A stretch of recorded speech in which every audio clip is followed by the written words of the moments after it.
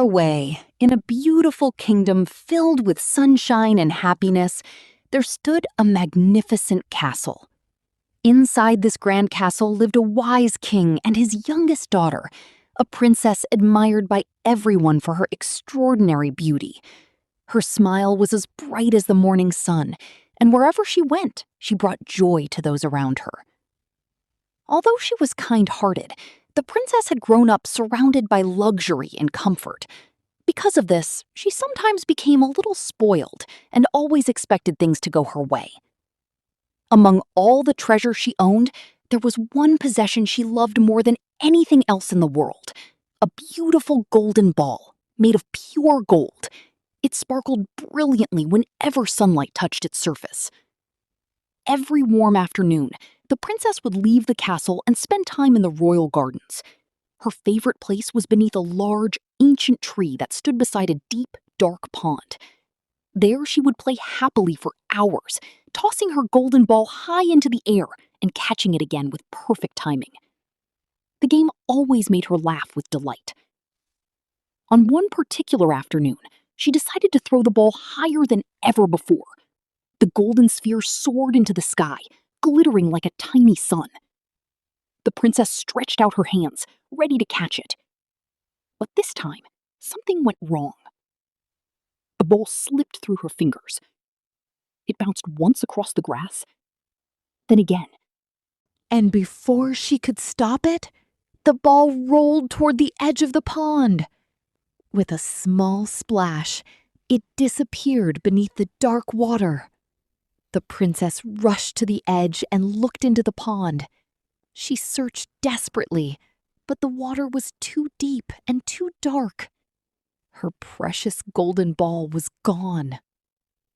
Realizing she had lost her favorite treasure forever, she burst into tears. She sat on the grass, covered her face with her hands, and cried louder and louder. As she wept beside the pond, a strange voice suddenly spoke. "Princess, why are you crying so sadly?" Startled, she looked around. She searched left and right, trying to find who had spoken. Then she noticed a small green frog sticking its head out of the water. The frog had large round eyes and a wide mouth. It calmly looked at the princess and repeated its question. The princess sighed. She explained that her beloved golden ball had fallen into the pond and that she could never get it back. The frog listened carefully. Then he said something unexpected. "If that is all, I can help you. I can dive into the pond and bring your golden ball back." The princess immediately felt hope returning. She eagerly asked if he truly could do such a thing. The frog nodded. "But first," he said, "what will you give me in return?" The princess was so desperate to recover her ball that she quickly offered all sorts of treasures. She promised him pearls, she promised him jewels, she even offered her golden crown. However, the frog slowly shook his head. He wanted none of those things. Instead, he asked for something very different. He asked the princess to promise that she would become his friend. He wanted to sit beside her at her table. He wanted to eat from her golden plate and drink from her golden cup. He even wished to sleep on the soft pillow in her room. The princess was shocked. The idea of sharing her life with a slimy frog seemed ridiculous. Secretly, she thought the request was disgusting. But she wanted her golden ball back more than anything else. Without truly meaning it, she quickly agreed to everything. She promised the frog that she would do exactly as she asked. The frog studied her carefully for a moment. Then he disappeared beneath the water. The princess waited anxiously. Several moments later, bubbles rose to the surface. The frog emerged carrying the glittering golden ball in his mouth. He hopped onto the grass and dropped the treasure at the princess's feet. The princess gasped with happiness. She grabbed the ball and hugged it tightly. Overjoyed to have it back, she completely forgot about her promise. Without even thanking the frog properly, she turned and ran toward the castle. The frog called after her. He reminded her about the promise he had made. But the princess ignored him. She ran faster and faster until she reached the castle. The giant doors closed behind her, leaving the little frog alone beside the pond. Sadly, the frog began the long journey toward the royal castle. That evening, the king and the princess sat together in the grand dining hall. Golden plates covered the table, and a delicious feast had been prepared. Everything seemed peaceful. Then, suddenly, tap, tap, tap. A strange sound echoed from the castle door. The princess immediately recognized what it was. Her face turned pale. The king noticed her reaction and asked who could be visiting so late. Trying to hide the truth, the princess claimed it was probably just the wind. But the knocking continued.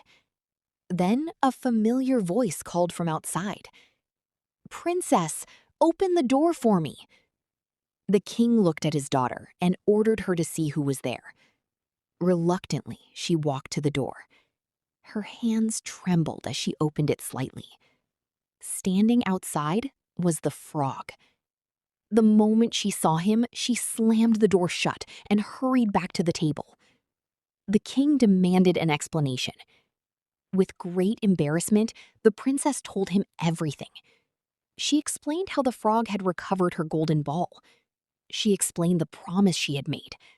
And she admitted that she had broken her word.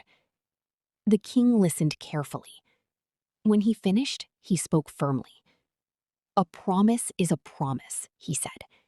"No matter who it is made to, it must be kept." The princess knew her father was right. Though she disliked the idea, she obeyed. She opened the door again and allowed the frog to enter. The frog hopped through the castle and followed her directly to the dining table.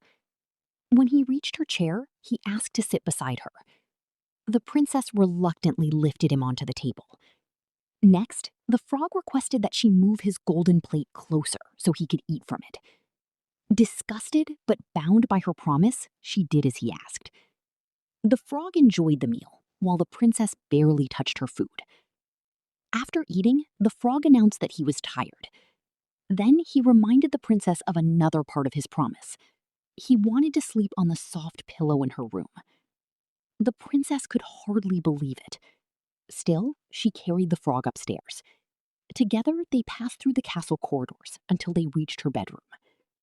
Once inside, the princess looked at the frog with growing frustration. All day she had endured something she hated.